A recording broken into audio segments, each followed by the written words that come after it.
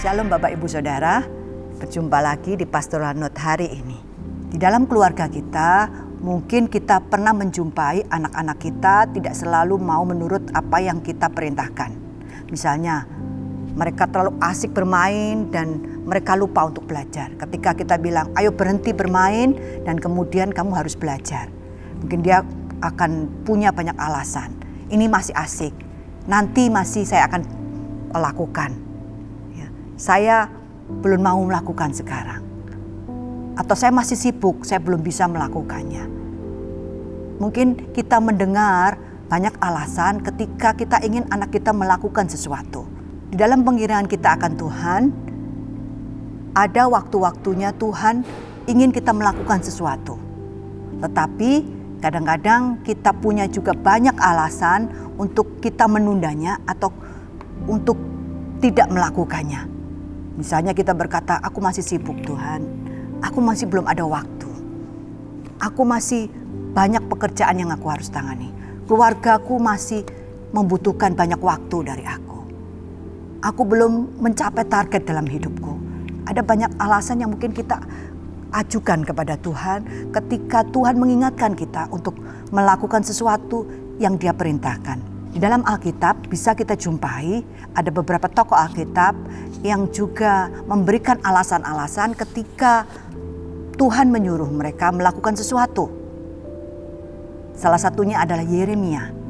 Yeremia hidup di zaman yang keadaan bangsanya pada waktu itu bukan dalam keadaan baik. Mereka ada di dalam peperangan, mereka juga mengalami kekalahan, mereka juga ditawan, bahkan juga kehidupan rohani mereka tidak menyembah Tuhan Allah. Mereka mencari dewa-dewa untuk mereka sembah. Kehidupan mereka benar-benar jauh dari Tuhan. Dan kemudian Allah memanggil Yeremia. Allah mengutus Yeremia untuk berbicara menyampaikan pesan Tuhan kepada bangsanya. Tetapi apa jawaban Yeremia? Di dalam Yeremia pasal 1 ayat 6 dikatakan, maka aku menjawab, Tuhan Allah, sebenarnya aku tidak pandai berbicara karena aku ini masih muda. Padahal Allah berkata kepada Yeremia, sebelum aku membentukmu dalam rahim ibumu, aku telah mengenalmu, dan sebelum kamu keluar dari kandungan, aku telah menguduskanmu. Aku telah menetapkanmu menjadi nabi bagi bangsa-bangsa. Jadi sebelum Yeremia tahu bahwa Allah mengutus dia, Allah sudah mengenal Yeremia. Bahkan sebelum Yeremia lahir, Allah itu sudah menguduskan. Allah itu sudah memilih Yeremia. Dia sudah memiliki rencana bagi Yeremia, akan mengutus dia kepada bangsanya. Pesan apa yang Yeremia harus katakan kepada bangsa Israel? Allah ingin supaya bangsa Israel bertobat dan kembali kepada Allah. Sehingga keadaan mereka dipulihkan. Karena mereka hidup di dalam penyembahan berhala. Mereka hidup di dalam ketidakadilan, kesengsaraan yang mereka alami. Allah mau menolong mereka, Allah mau menyelamatkan mereka, dan Allah mau memulihkan kehidupan mereka. Tetapi bangsa Israel berkeras hati. Allah mengutus Yeremia untuk menyerukan kepada bangsanya bahwa mereka harus bertobat. Mereka harus kembali menyembah kepada Allah. Tetapi Yeremia tidak mudah untuk menerima misi yang Tuhan tugaskan. Dia berkata, aku ini gak bisa bicara, tidak pandai bicara. Aku juga masih muda. Mungkin dia berpikir, kalau aku masih muda, apakah mereka akan percaya kepadaku, orang yang muda ini? Ketika aku tidak pandai bicara, mungkin kata-kataku tidak bisa dimengerti oleh mereka. Tetapi ada janji Tuhan yang diberikan kepada Yeremia. Allah tahu ketakutan dan kekhawatiran Yeremia. Allah mengerti apa yang akan dihadapi oleh Yeremia. Tetapi itu tidak membuat Allah kemudian menolak atau kemudian membatalkan pilihannya untuk menugaskan Yeremia berbicara kepada bangsanya. Ada janji Tuhan yang disampaikan kepada Yeremia. Di dalam Yeremia pasal 1 ayat 7 dikatakan, Janganlah katakan, aku ini masih muda. Tetapi kepada siapa kamu kuutus, haruslah kamu pergi. Dan apapun yang kuperintahkan kepadamu, haruslah kau sampaikan. Dan kemudian di ayat 10 Allah berkata, ketahuilah pada hari ini aku mengangkatmu atas bangsa-bangsa, atas kerajaan-kerajaan untuk mencabut dan merobohkan, untuk membinasakan dan meruntuhkan, untuk membangun dan menanam. Jadi Allah memberikan otoritas, Allah memberikan wibawa rohani kepada Yeremia. Sehingga orang yang mendengar Yeremia, orang yang mendengar apa perkataan Yeremia, mereka benar-benar bisa mendengar.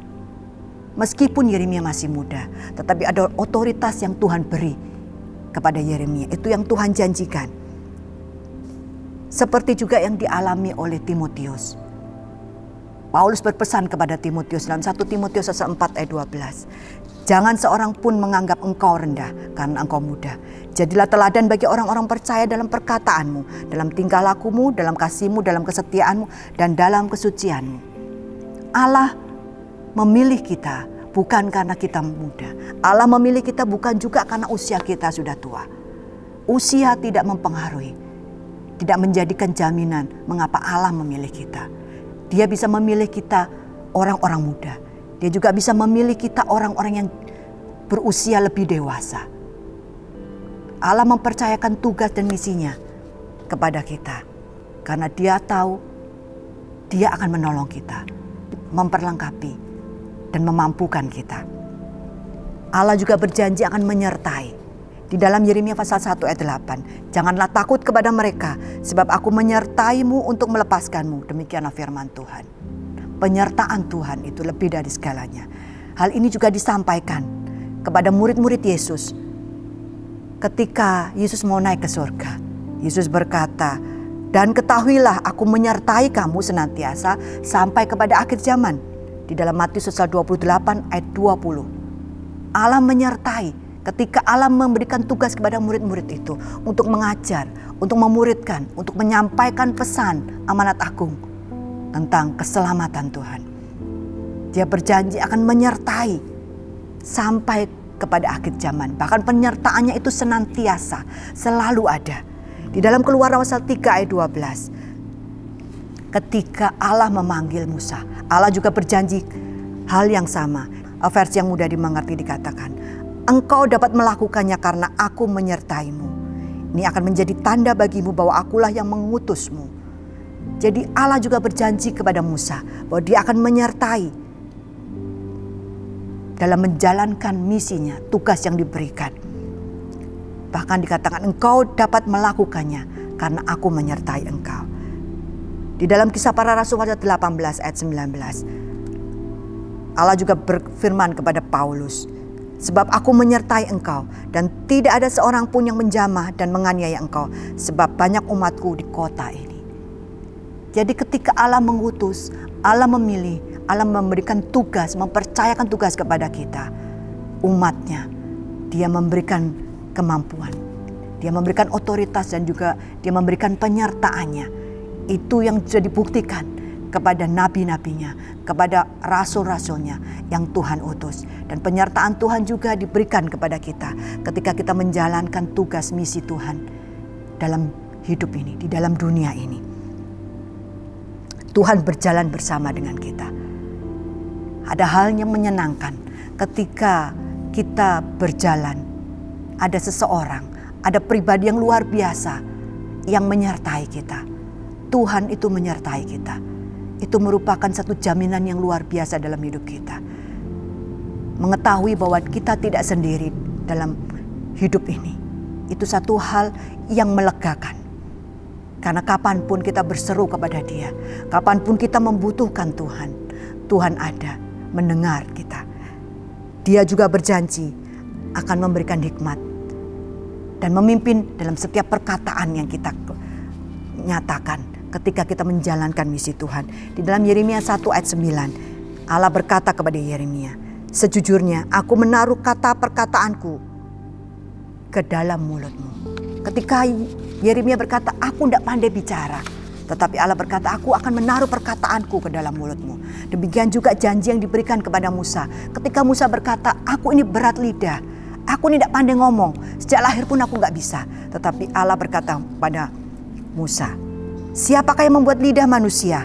Siapakah yang membuat orang bisu atau tuli? Membuat orang melihat atau buta? Bukankah aku? Yakni Tuhan. Di dalam Keluaran pasal 4 ayat 11 kita bisa menemukan firman Tuhan ini. Allah juga berjanji, Dia memberikan perkataannya di dalam mulut Musa. Di dalam Lukas pasal 12 ayat 11, Yesus juga berjanji kepada murid-muridnya, apabila orang menghadapkan kamu kepada majelis-majelis atau kepada pemerintah-pemerintah atau penguasa-penguasa, janganlah kamu khawatir bagaimana dan apa yang harus kamu katakan untuk membela dirimu. Sebab pada saat itu juga Roh Kudus akan mengajar kamu apa yang harus kamu katakan. Dia memberikan janji bahwa ketika kita mungkin sulit untuk mengatakan apa yang harus kita katakan, atau mungkin kita tidak tahu apa yang harus kita katakan, ketika kita menjalankan misi Tuhan, Dia menaruh perkataannya ke dalam mulut kita. Dia memberikan hikmat kepada kita. Itu juga yang dijanjikan kepada Musa, kepada murid-murid Yesus, kepada Yeremia. Sehingga ketika berhadapan dengan orang-orang yang keras hati, bukan firman dari manusia yang kita sampaikan, tetapi firman Allah lah yang kita sampaikan. Firman Tuhan yang berkuasa untuk mengubahkan hati orang. Dan janji yang berikutnya lagi yang Tuhan berikan kepada Yeremia, yaitu Dia memberikan kekuatan supaya bisa menang.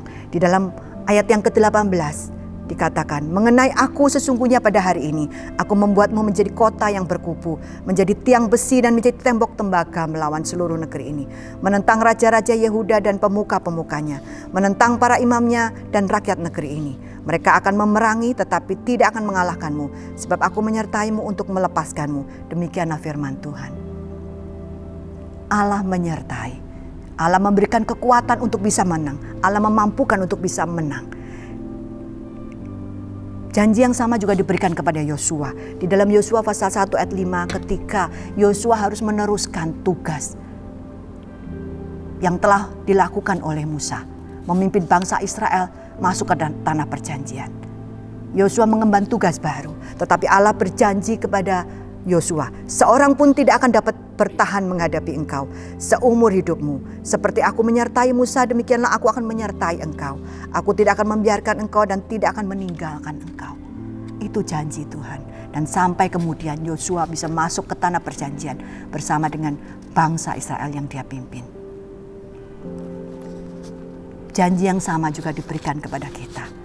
Di dalam dunia ini Allah tahu kita menghadapi pergumulan, kita menghadapi tantangan, dalam kita berpegang dalam iman kita, dalam kita terus menjalankan pelayanan ini, dalam kita menjalankan amanat agung. Ada mungkin banyak tantangan, ada mungkin banyak penolakan, ada mungkin ada kekerasan hati yang kita jumpai, ada mungkin tekanan-tekanan yang kita dapatkan. Tetapi Allah berjanji, Dia memberikan kekuatan sehingga kita bisa menang. Kita bisa melewatinya dan kita bisa melampauinya dengan kemenangan. Dan apa yang Tuhan janjikan kepada nabi-nabinya, kepada rasul-rasulnya itu juga bisa terjadi di dalam hidup kita. Bisa dinyatakan di dalam hidup kita. Kita memiliki janji Tuhan yang membuat kita tidak perlu khawatir. Kita membuat kita tetap bisa teguh. Membuat kita terus bisa berjalan. Menjalankan misi Tuhan. Menjalankan pelayanan yang Tuhan berikan. Menjalankan apa yang Tuhan percayakan di dalam hidup kita. Hidup kita adalah milik Tuhan. Dia sudah menebus kita. Dan masa depan kita adalah juga di dalam tangan Tuhan. Mari kita terus percaya. Mari kita terus maju di dalam Tuhan. Mari kita terus ada menaruhkan, mempercayakan iman, menguatkan iman di dalam Tuhan. Karena ketika kita percaya kepada Dia, ketika kita menjalankan, kita taat kepada apa yang Tuhan perintahkan, ada janji Tuhan yang kita miliki, ada pertolongan, ada penyertaan Tuhan, ada kekuatan yang Tuhan berikan. Terus maju, teruslah berkemenangan. Tuhan Yesus memberkati.